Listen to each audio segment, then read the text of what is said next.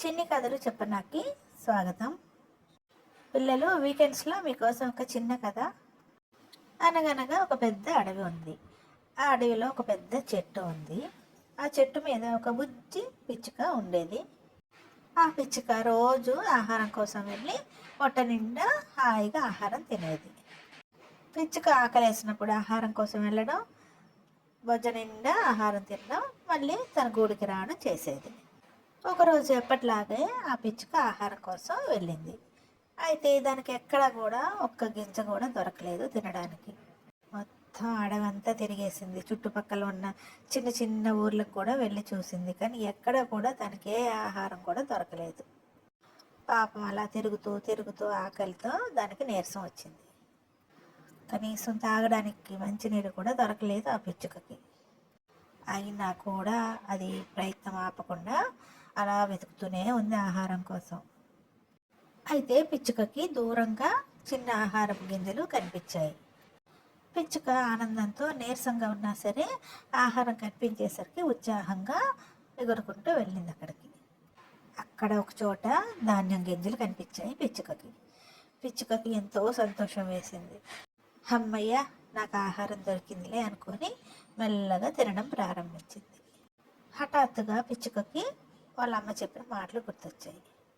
ఎప్పుడు కూడా ఏది దొరికినా సరే ఆహారం కొద్దిగా దాచుకొని మిగతాది తినమని వాళ్ళమ్మ ఎప్పుడో చెప్పింది పిచ్చుకకి. కానీ ఏ రోజు కూడా అలా చేసేది కాదు పిచ్చుక.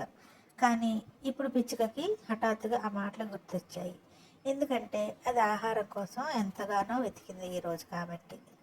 ఎప్పుడైనా ఆహారం తినడానికి సరిపడినంత ఉండేటప్పుడు కొద్దిగా తిని మిగిలిన దాచుకుంటే అవసరానికి ఉపయోగపడుతుందని పిచ్చుకకు వాళ్ళమ్మ చెప్పింది. పిచ్చుక ఆ మాటల్ని అనుసరించకపోవడం బట్టి అది ఆహారంకి ఈరోజు అంత వెతుక్కోవాల్సి వచ్చింది. అప్పుడు పిచ్చుక తగినంత ధాన్యాన్ని తిని మిగిలినవి అక్కడ ఆకుల్లోన చిన్న మూటలాగా కట్టేసింది. కట్టిన తర్వాత ఆ మూటను పట్టుకొని నోటితో అలా మెల్లగా ఎగురుకుంటూ తన గూటి దగ్గరకు వచ్చేసింది. తన గూడులో ఆ మూటని భద్రంగా కప్పి దాచుకుంది. అలా అప్పటి నుంచి ప్రతిసారి కూడా పిచ్చుక ఆహారానికి బయటకు వెళ్ళినప్పుడల్లా కొద్దిగా ఆహారాన్ని తినగా మిగిలిన తీసుకొని వచ్చి తన గూట్లో దాచుకునేది. పక్కనున్న తన స్నేహితులకు కూడా అదే మాట చెప్పింది పిచ్చుక తన అనుభవాన్ని బట్టి. పిచ్చుక ఇలా ఆహారాన్ని తెచ్చి కొద్ది కొద్దిగా దాచుకోవడం చూసి మిగిలిన పక్షులు ఆ పని అనుసరించకపోగా పిచ్చుకను చూసి ఎగతాళిగా నవ్వేవి. అయినా పిచ్చుక మాత్రం ఏమాత్రం ఆ విషయాలను పట్టించుకోకుండా తన పని తను చేసుకొని ఆహారాన్ని దాచుకోవడం మొదలుపెట్టింది. అయితే ఒకరోజు హఠాత్తుగా ఒక పెద్ద గాలివాన వచ్చింది. పిచ్చుకకి బయటికి వెళ్ళడానికి అవకాశమే రాలేదు, ఎందుకంటే పెద్ద గాలివాన వస్తుంది కాబట్టి. అయితే ఆహారం చక్కగా దాచుకుంది కదా పిచ్చుక, చక్కగా తన గూట్లో దాచుకున్న ఆహారాన్ని మెల్లమెల్లగా తినడం ప్రారంభించింది. వర్షం అలాగే 2 రోజులు కురవసాగింది. ఏ పక్షి కూడా బయటకు వెళ్ళి ఆహారాన్ని సంపాదించలేకపోయాయి. కానీ మన బుజ్జి పిచ్చుక మాత్రం చక్కగా ముందు జాగ్రత్తగా ఆహారాన్ని దాచుకుంది కదా. ఏ మాత్రం భయం పడకుండా చక్కగా ఆకలేసినప్పుడల్లా ఆహారాన్ని తినేది. పిచ్చుక ముందు జాగ్రత్తని అప్పుడు మెచ్చుకున్నాయి మిగిలిన పక్షులన్నీ కూడా. దీనంగా చూసిన పక్షులకి కొద్ది కొద్దిగా ఆహారాన్ని కూడా పంచింది మన బుజ్జి పిచ్చుకమ్మ.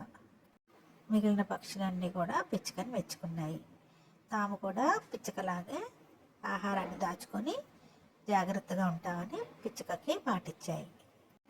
పిచ్చుక ముందు చూపుకి అన్ని పక్షులు కూడా ఎంతో మెచ్చుకున్నాయి. ముందు జాగ్రత్త ఎంతో మంచిది కదా పిల్లలు. మరి ఇలాంటి చిన్ని చిన్ని కథల కోసం do like, share and subscribe my channel చిన్ని కథలు చెప్పనా.